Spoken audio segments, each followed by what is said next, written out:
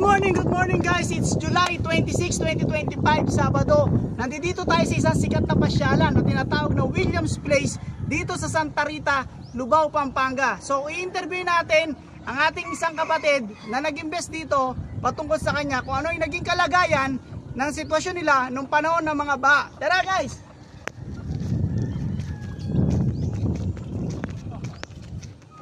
Kitang-kita naman natin ang kanilang mga in-invest. Napakagaganda. Sikat na pasyalan to, na pictures na to kung saan saang mga telebisyon. So guys, interview natin ang mismong may-ari ng Williams Place. Kita niyo yung mga kalagayan nila. Nandito sila sa ilalim mismo ng dike na kanilang pinag-imbisan dito. Punta po natin. Ay, magandang umaga po. Kayusel po. Siya po ang Kayusel, siya po ang may-ari ng Williams Place po dito sa sikat na sikat sa Santa Rita, Lubao, Pampanga. Ano ba masasabi nyo patungkol po sa rumaragasang tubig nung panahon po ng bagyo?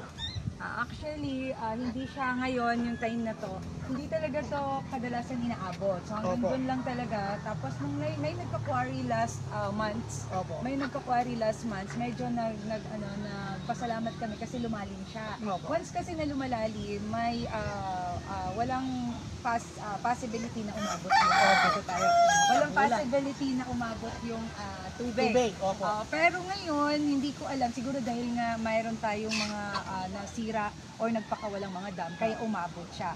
Pero thankful pa rin na hindi naman masyado at walang nasira. Okay, so ayan lang, umabot sa tanim. Kung may nakita kayong parang dumi doon, doon lang siya inabot, yung may dumi na yan. So far, wala naman siya nasira. Sa kalagayan nyo po sa ngayon, safety naman po yung investment na ginawa nyo dito sa Williams Place. Napakasikat na place po ito na ang dami pong nagpupunta rito, mga vlogger at mga sino-sino celebrity na pictures na rin po ito sa iba't ibang telebisyon. Siya po ang Kayusel po. No po? So, safety po ang inyong investment. Safety po lahat ng mga gamit.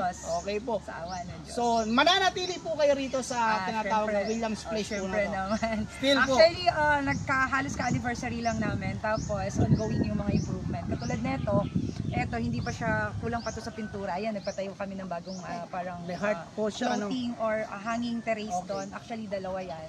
So, ongoing pa rin. Hanggang pwede. Okay po. So mananatili po sila rito dahil safety naman po. Matatag naman po yung ilalim ng pundasyon nito. Napakatatag po nito. Parang nilubog na lahat ito. Po, kitang-kita naman na umabot ng tubig hanggang doon lang po, pero dito po mananatili matatag po to. Kaya yung Williams Place okay pong pasyalan.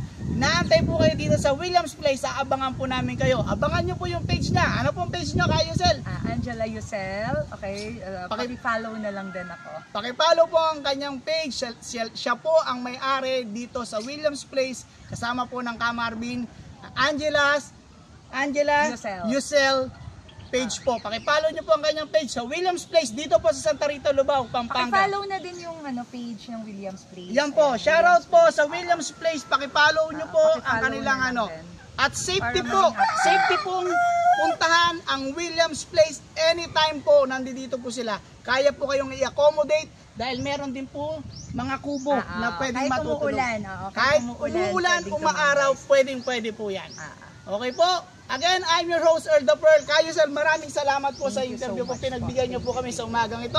And I'm your host, Earl the Pearl. Lagi lang masaya. Kaboom!